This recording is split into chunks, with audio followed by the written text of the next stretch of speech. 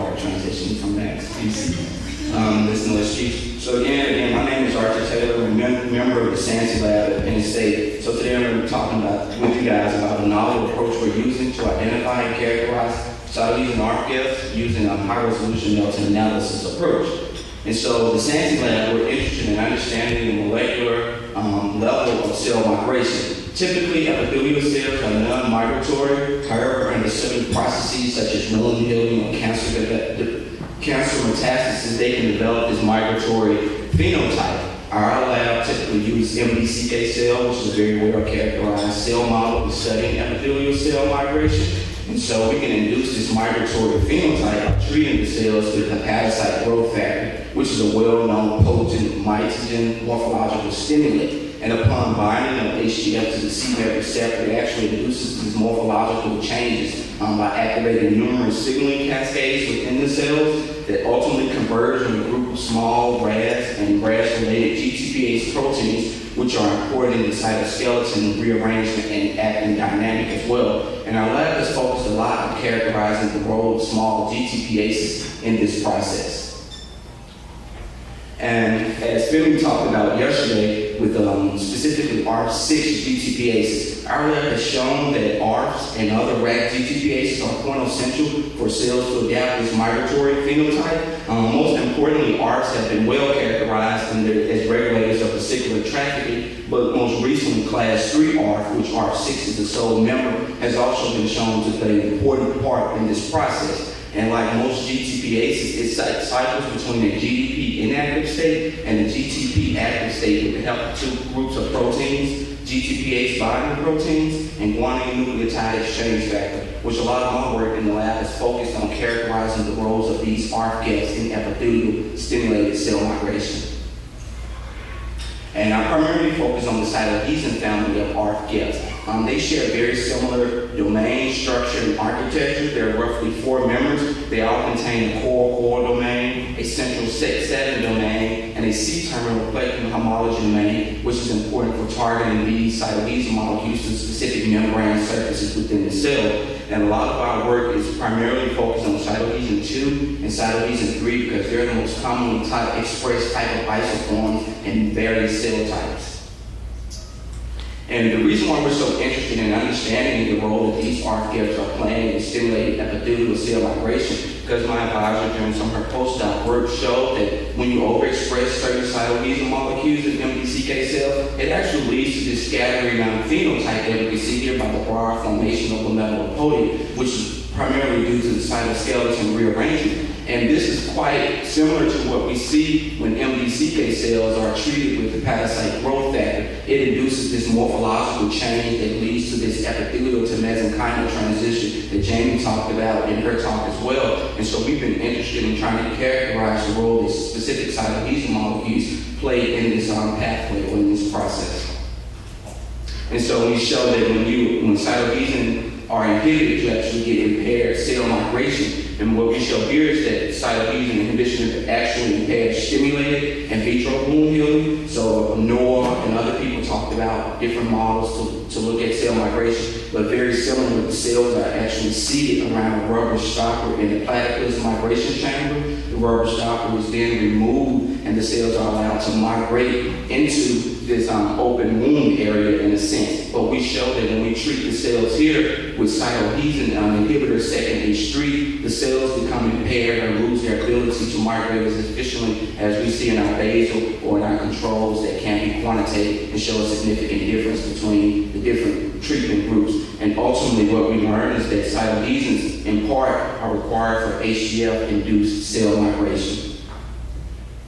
And the interesting thing about cytohesin molecules is that in their pH domain, they can actually undergo alternative splicing of a single 3 nucleotide exon that results in the distinct population of 2 isoforms. We refer to it as a 2G or a 3G motif, and the difference here is that one actually splices in a diglycine motif or triglycine motif, which we have went on to characterize in the lab and show that the expression of a specific motif actually have adverse or opposite effects on cell adhesion, spreading, and localization. And primarily here we show that when cells are transfected with the 3G isoform of of cytokine molecules, they show an increase in adhesion in comparison to the 2G isoform or our controls. In addition to that, we went on to characterize that the number of glycine residues in the pH domain is the critical determinant of cytokinesis' effect on these mobility when we look at adhesion, spreading, and localization. And this was the first time that someone has shown the differential effects of specific isoforms, right, in MDCK cells, but most importantly, in cell migration.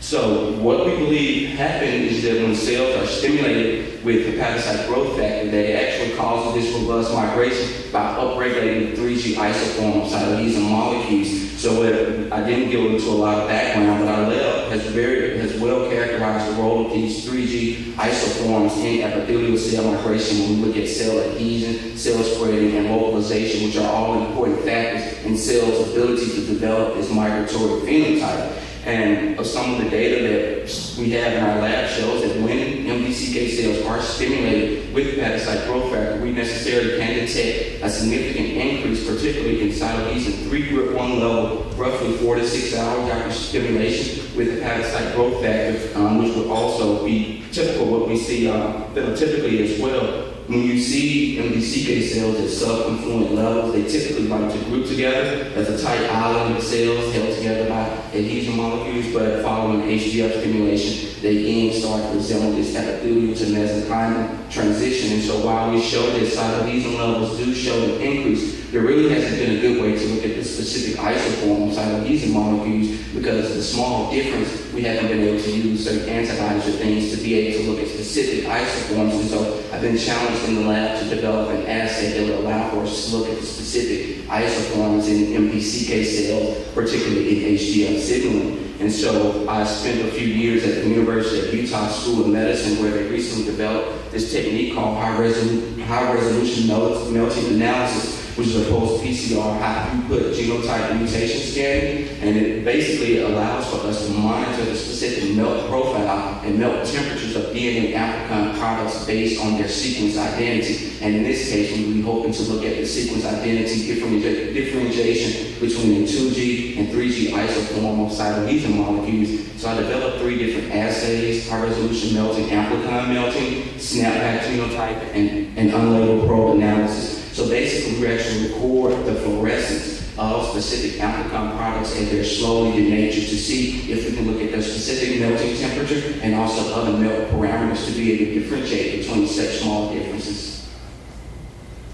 And so figure 2 shows cytokine 2 RNA amplicon melting. So in this assay, we actually engineered plasmids that contain either the 2G or 3G motif of cytokine's pH domain. They roughly produced 128 base pair, 131 base pair amplicon product. We then subjected this to HRM analysis as shown in figure 8, which gives us this derivative plot. And so if you can look at the black and blue curves, you can see this is our 2G and our 3G. We showed that we were unable initially to distinguish between the 2G and the 3G isoform. No surprise there, because it's such a small difference. However, if we mix the 2G and the 3G plasmid in the 1-to-1 ratio, we could detect the formation of heteroduplex formation. You guys are familiar with PCR, so heteroduplex formation is basically mixed match base pairing, in this case of a 2G and a 3G strand, which would render it a little bit more thermodynamically unstable, causing it to melt a little bit earlier and introducing this formation of this heteroduplex. And comparatively, when we use cDNA as a template, we get a very similar melt profile that is similar to what we see when we mix the 2G and the 3G plasmids. And HRM is unique in its ability to be able to differentiate between such small differences. So even though we couldn't differentiate between the 2G and the 3G, we could detect the presence of both multiple cytokine isoforms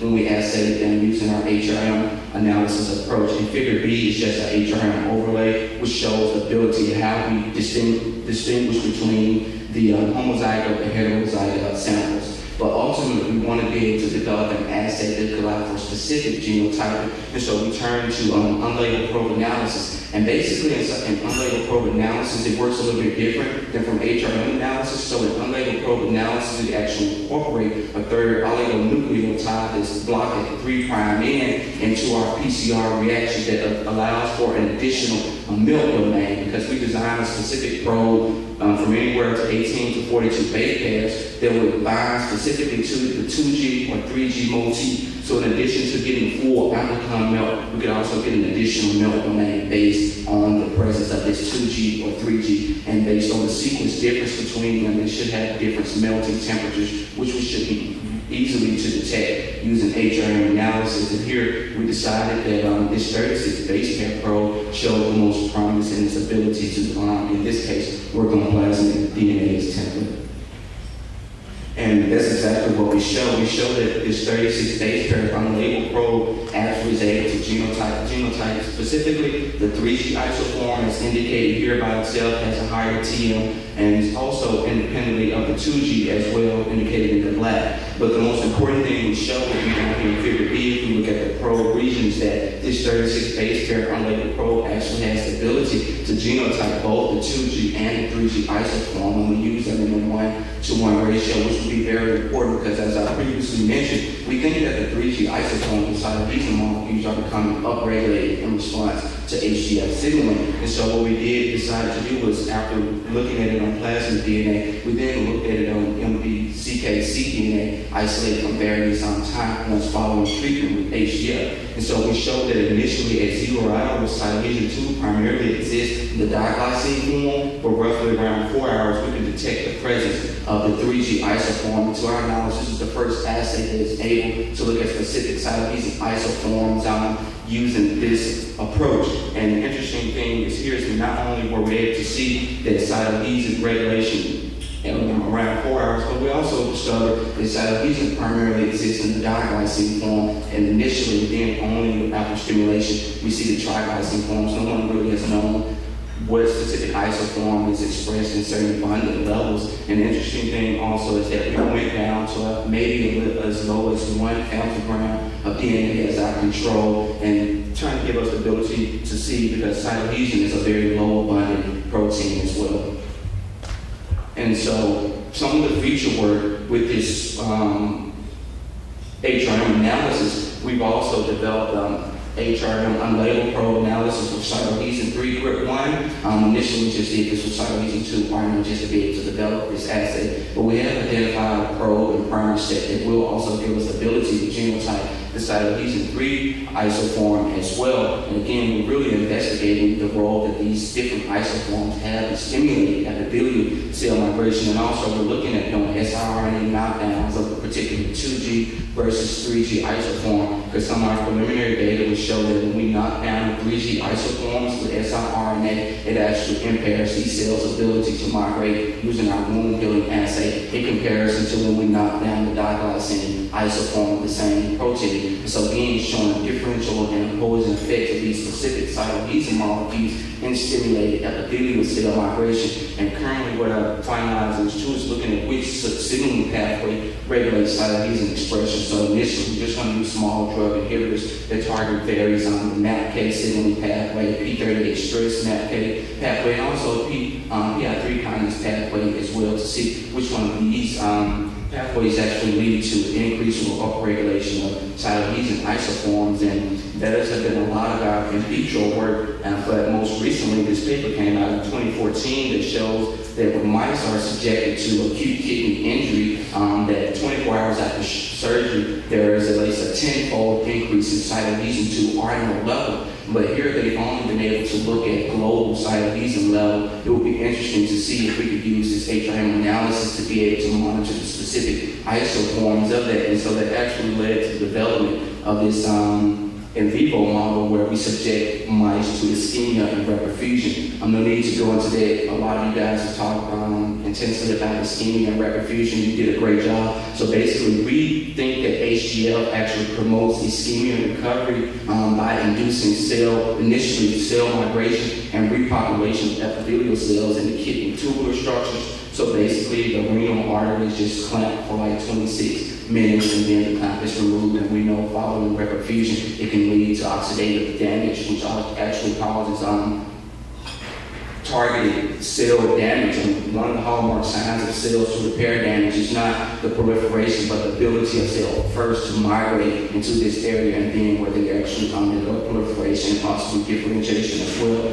And so what we show, my postdoc has been working on this model where we show that our hypothesis is that HGF promotes ischemia reperfusion recovery through a cytoadhesion-dependent ARC-to-RET signaling pathway, because a lot of our in vitro data would support this mechanism. So what we show when mice are subjected to ischemia reperfusion, you get this reduction in the population of these tubular epithelial cells, and if you inhibit cytoadhesion expression, you can also reduce the recovery. However, if these mice get treated with HGF, you actually see an increase in the population of the tubular epithelial cells shown in H&E staining in comparison to when we treat with HGF and also inhibit cytoadhesion expression. And we also just monitor blood urea, nitrogen, creatine levels as a way to determine acute kidney injury. But in addition, when we look at slides from from kidney sectionals, we see that when we give these mice the cytoadhesion inhibitor, second street, we don't necessarily see an increase in ARF6 activation or in RAD activation as well.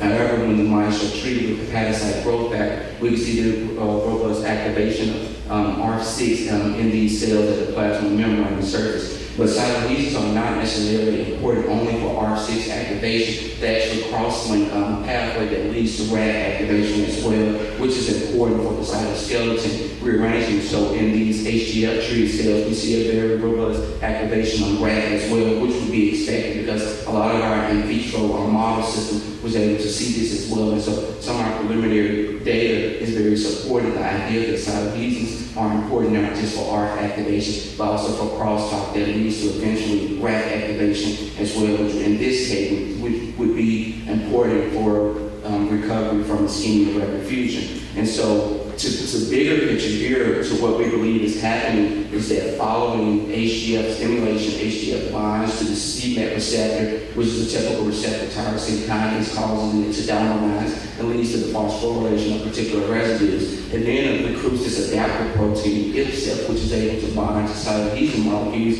via its crack domain, which allows for it to come into close proximity of ARF, where it actually activates ARF. But in addition to activate ARF, cytoadhesion can also be bound by an additional adaptive proteins such as CREF via its leucine-rich domain, but at the same time it binds to the DOC180, which is a RAT gift. So at the same time, you get the recruitment of both ARF and RAT at the plasma membrane, which are both important for the ability of cells to activate numerous actin nucleation proteins that give the cells the ability to form these lamellipodium and protrusion that we see here. And I'd like to acknowledge members of my lab, the SANSI lab, the molecular medicine program at Penn State, the Center for Molecular Toxicology and Carcinogenesis, which has a high-resolution Nelson machine that was so generous to allow me to use, and Carl Whipper at the University of Utah School of Medicine, Department of Pathology, who actually developed this HRM assay in 2007, relatively new, and it's been used for things such as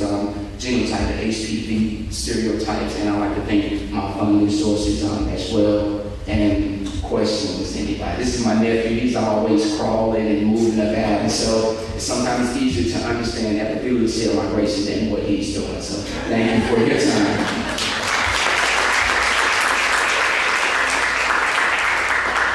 In your study, when you saw that there was decreased cell migration and did you guys actually look at what the underlying stem cells and changes were, less hemophilia, less hemophilia, what underlying stem cells? Yes, we've done a lot of that work, and what we actually showed, what I didn't show there is when you do treat the cells with cytoadhesion inhibitor secondary street, it actually prevents the formation of lamellipodia or filipodia structures because you need cytoadhesion activation. You need cytoadhesions to activate ARF, but the active form of ARF6 also binds directly to the RAT gap, which leads to the filipodia and lamellipodia, or the actin protrusions at the plasma membrane surface. So equally, if there is hemophilia and filipodia, there's no bias in the No, there's not necessarily, I guess there would be some bias because with ARF6 activation, And with rack activation primarily leads to melanoprotein formation, probably inhibiting CDC 42, which was another GTPase that would necessarily inhibit the formation of melanoprotein, because most of the time with epithelial cell migration, it leads to the formation of a melanoprotein, but sometimes you do get these melanoprotein microprojections that are important for polarizing the cells in certain directions. Archie, that's really cool methodology with the melting analysis, but is that, you mentioned you were using like cDNA as your template, so is it working similar to like a real-time PCR? Yeah, that's exactly true. The only difference here is that instead of using, I guess, it kind of picks up where real-time PCR ends, in the sense that you can get milk curve analysis at the end of such thing as real-time PCR. But here we incorporate LC green dye, and LC green is very similar to cyclograin, but the only difference here is that LC green can be used at higher saturation levels without inhibiting the PCR product, and it gives you a much more dynamic milk profile where you can pick up on the small difference of different PCR species that are present in your reaction mixture. One more question. Yeah, first I want to corroborate the difference between the 2G and 3G Sure. with 3 base pairs. That's exactly correct. And so is this an addition of 3 base pairs to the 2G? That's how you get the 2G? Is that 3G?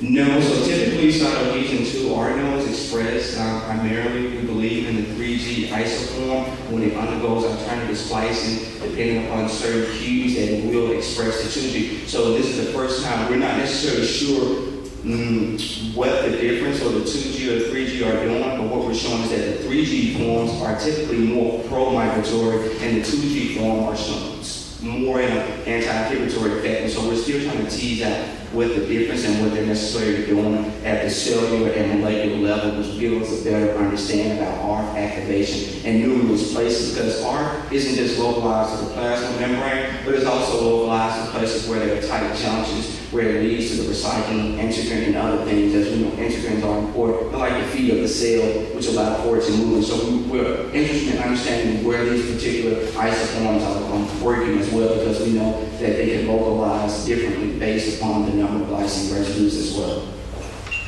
Thank you, Art.